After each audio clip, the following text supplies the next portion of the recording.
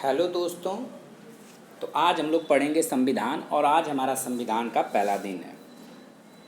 तो हम कोशिश करेंगे कि संविधान को जितना इजी और अच्छे वे में हो सकता है संविधान को पढ़ने की कोशिश करेंगे और ये पूरा का पूरा संविधान हम लूसेंट बुक से कवर करेंगे। तो आइए स्टार्ट करते हैं। 1773 से 1947 ईस्वी तक दो लोगों का शासन रहा है। 1773 से 1858 के बीच कंपनी का शासन और 1858 से 1947 ईस्वी तक ब्रिटिश सम्राट का शासन रहा है। वो आगे हम देखेंगे कैसे कंपनी का शासन खत्म हुआ तो ब्रिटिश गवर्नमेंट का शासन आया। तो सबसे पहला एक्ट है 1773 का रेगुलेटिंग एक्ट। 1773 का रेगुलेटिंग एक्ट क्यों आया, उसके पीछे क्या कारण था वो जान लेते हैं। तो भारत में जो ईस्ट इंडिया कंपनी थी वो केवल व्यापार करने से आई थी क्योंकि जो ईस्ट इंडिया कंपनी है वो स्टार्टिंग में केवल यहाँ व्यापार करने आई थी और ब्रिटिश गवर्नमेंट से उसने अनुमति भी इसी चीज़ का लिया था कि मैं भारत में केवल व्यापार करने जा रहा हूँ। लेकिन यहाँ पे 1757 का प्लासी का युद्ध और 1764 का बक्सर का युद्ध जीतने के बाद ये यहाँ पे अब केवल व्यापार न करके धीरे धीरे यहाँ पर शासन करना स्टार्ट कर दिए थे। और कहीं न कहीं इसी बात का डर ब्रिटिश गवर्नमेंट को धीरे धीरे होने लगा था कि अगर ईस्ट इंडिया कंपनी भारत में शासन करना स्टार्ट कर देगी तो जो हमें ये मुआवजा दे रही है, जो हमें ये पैसे दे रही है, तो ये हमें बिल्कुल नहीं देगी और अपना मनमानी स्टार्ट कर देगी। तो इसी ईस्ट इंडिया कंपनी के मनमाना तरीके से काम करने को रोकने के लिए ब्रिटिश गवर्नमेंट द्वारा पहला एक्ट लाया गया जिसे बोला गया 1773 का रेगुलेटिंग एक्ट। अब इसमें हुआ क्या वो जानते हैं कि भारत में ईस्ट इंडिया कंपनी के कार्यों को नियमित और नियंत्रित करने की दिशा में ब्रिटिश सरकार द्वारा उठाया गया यह पहला कदम था। दूसरी बात ये थी कि उस टाइम ईस्ट इंडिया कंपनी नियम भी खुद बनाती थी और लागू भी खुद करती थी। तो ब्रिटिश गवर्नमेंट ने बोला नहीं भाई, ऐसा नहीं करना है कि तुम ही नियम बनाओ और तुम ही इसको लागू करो। तीसरा बात ब्रिटिश गवर्नमेंट ने ये बोला कि अब भारत में धीरे धीरे सेंट्रलाइजेशन करना पड़ेगा, यानी केंद्रीकरण करना पड़ेगा। 1773 में ये सारी चीज़ें तो हुई। अब इसकी प्रॉपर्टीज़ क्या थी? पहला प्रॉपर्टी ये था कि बंगाल के जो गवर्नर था उसको गवर्नर जनरल का नाम दिया गया और बंगाल का पहला गवर्नर जनरल किसे बनाया गया? तो लॉर्ड वारेन हेस्टिंग्स को बंगाल का पहला गवर्नर जनरल बनाया गया और उसकी सहायता करने के लिए 4 मेंबर की उसकी एक एग्जीक्यूटिव काउंसिल भी बनाई गई और बोला गया कि भाई जो ये एग्जीक्यूटिव काउंसिल है इससे बिना पूछे बंगाल का गवर्नर जनरल कोई काम नहीं कर सकता है।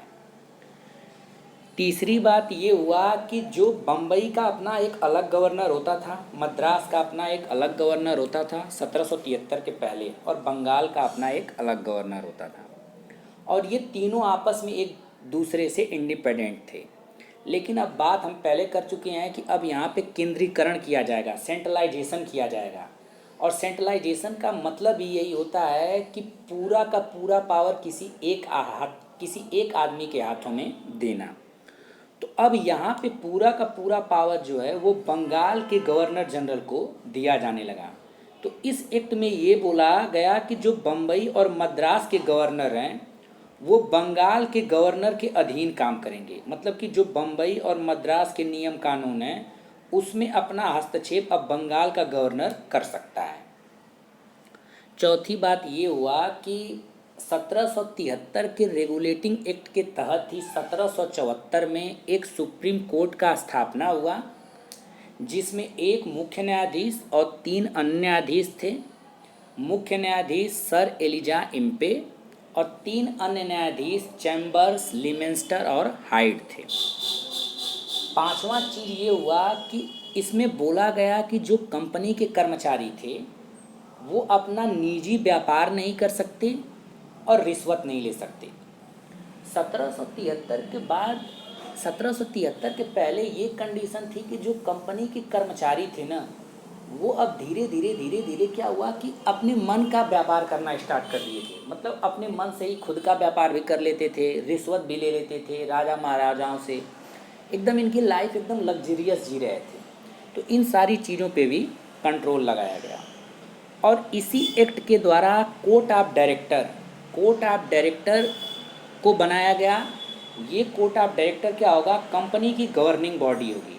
और ये कोर्ट ऑफ डायरेक्टर था क्या, ये court of director east India company के जो मालिक थे उन्हीं में से एक को कोर्ट ऑफ डायरेक्टर बनाया गया। और ये बैठेगा कहाँ, ये बैठेगा ब्रिटेन और लंदन में। और जो भी रिपोर्ट होगी तो जो बंगाल का गवर्नर है वो सबसे पहले इसको देगा कोर्ट ऑफ डायरेक्टर को। और ये कोर्ट ऑफ डायरेक्टर क्या करेगा कि ब्रिटिश गवर्नमेंट को इन्फॉर्मेशन देगा।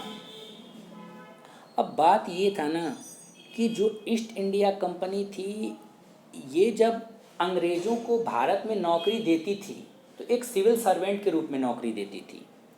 तो वहाँ के जितने भी अंग्रेज के मतलब बड़े बड़े जो अंग्रेज पैसे वाले थे तो सारे चाहते थे कि हमारा लड़का भारत में जाए और भारत में उसको नौकरी मिले। तो इसलिए ईस्ट इंडिया कंपनी ने अपना एक स्कूल खोल दिया था कि भाई जिसका लड़का हमारे स्कूल में पढ़ेगा हम उसी लड़के को सिविल सर्विसेज यानी सिविल सर्वेंट बना के भारत में भेजेंगे और वो जाके भारत में अपना जॉब करेगा। तो वहाँ के जितने बड़े बड़े लोग थे सारे यही चाहते थे कि हमारा लड़का इसी स्कूल में पढ़े और इसी स्कूल के थ्रू भारत में सिविल सर्वेंट जाके बने। तो जो कोर्ट ऑफ डायरेक्टर था ये बहुत अच्छा खासा पैसा लेता था उन लोगों से भी उनके लड़के को एडमिशन करने के लिए। तो आज के लिए हम 1773 का रेगुलेटिंग एक्ट बस यही पढ़ रहे हैं। आप लोग बताना आप लोग को कैसा लगा। वैसे आज इसलिए पहला है, एक बार देख लेते हैं कि कैसा बना है, आप लोग को क्या थोड़ा भी समझ में आया तो नेक्स्ट डे से लंबा वीडियो बनाऊंगा।